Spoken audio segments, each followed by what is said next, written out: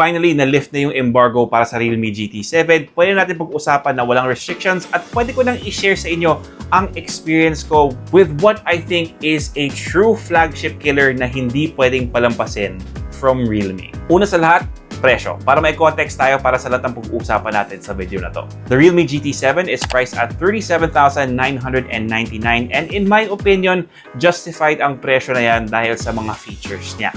There's also a Dream Edition of the GT7 in collaboration with Aston Martin. The price, 39,999.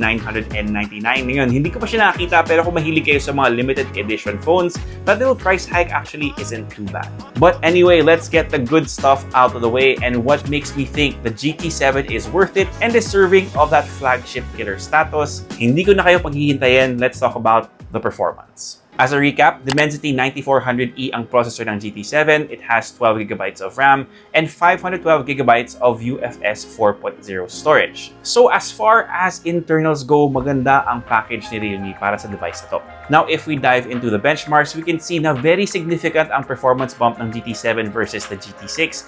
And we can even see na in some regards, talo pa niya ang main rival niya sa price point na to, the OnePlus 13R. There are also no complaints in terms of performance on my end. My time with this device has been really smooth and it handled all my tasks. Now, in terms of gaming, alam niyo naman na hindi ako naglalaro ng Genshin pero hiniram ko yung account ni Dewey para pakita sa inyo yung performance niya at swabe naman at the highest settings kahit na hindi ko alam yung ginagawa ko sa game na to. I also tried some PUBG, both favoring better graphics and better frame rates. At CCU din siya para sa GT7. I was hovering around 118 FPS according to the on-device measurements and just below 60 FPS pag graphics naman ang priority. Temps also held around 41 degrees after each match which started at 35 degrees at hindi mo siya ramdam sa phone. So I guess gumagana yung iSense tech na pinagmamalaki nila. So Realme, good job on the thermal management of the GT7. I was also curious to see the AI gaming coach but as of right now, limited pa lang siya sa ML at sa PUBG. Sa PUBG, basically it gives you tips like you should find a new helmet or it reminds you to heal yourself. Pero yung pinaka-useful for me is when it tells you that there are enemies nearby. Hindi ko alam kung gagamitin yun ng more advanced players pero for a tito like me who doesn't play PUBG, I really appreciated those prompts. Another key feature of the Realme GT7, of course, is its 7,000 mAh silicon carbon battery. It got me about 2 days worth of battery life with moderate use or around 12 hours of screen on time. Unfortunately, yung battery benchmark na gamit namin sa mga reviews, hindi gumagana sa phone na to so wala tayong point of comparison pero makunat siya. So if you're looking for a phone na maganda yung battery life, you should consider this, especially since gagawin yung EDSA and we basically have to look forward to Carmageddon traffic all day, every day until it gets fixed. Sad.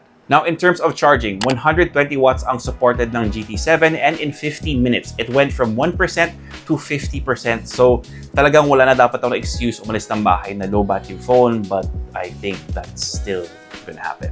Honestly, sa long features na yun, panalo na siya for me since that's what flagship killers are typically known for. Pero, kamusta naman ang ibang aspects ng phone na to? For its display, you're getting a really bright LTPO OLED panel. 6,000 nits of peak brightness. Yan, naka-max yan and that's battling my light right over there.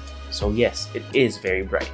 It measures in at 6.78 inches. The color reproduction is really good. Maganda ang pixel density at manipis din ang mga bezels niya. Plus, it's flat, which I know some of you are relieved to hear kasi madami pa ring haters ng curved display. For me, the picture quality is excellent. As expected, you can stream Netflix in full HD. Plus, maganda din yung speakers. But I do suggest keeping it at around 70% kasi beyond that, medyo sumasabog na siya.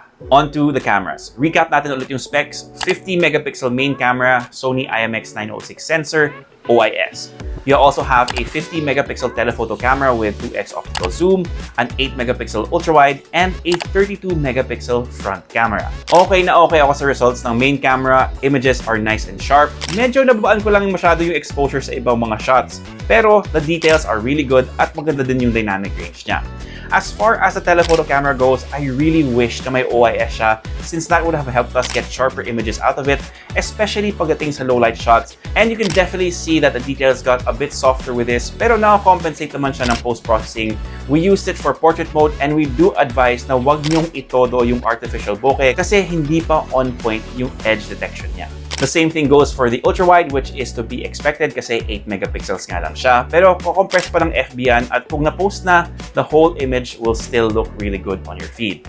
As far as a 30 megapixel selfie camera, okay naman siya kung maganda yung ilaw pero you can see that the colors get a bit washed out and details get a little muddy pag tricky na yung lighting conditions. Now, one thing that I found a bit sad and surprising with the Realme GT7 is that eSIM support is only limited to O roaming. eSIMs have been really important for us while traveling kasi usually nakakuha kami ng magandang deals either sa Airalo or sa Olafly. And to be fair, maganda naman yung rates ng O-roaming pero untested pa kasi namin yung reliability. Bad trip din nung nalaman ko na plastic lang yung frame ng Realme GT7 which puts it at a slight disadvantage against some of the competition when it comes to build quality. To be fair though, ang dami niyang IP rating, 66, 68, and 69. Nice. Which we got to test accidentally kasi naabutan kami ni Lea ng ulan during our recent trip to Thailand. So yes, water and dust resistance, good to have for times like that. Okay, let's try to wrap this up. Should you get the Realme GT7?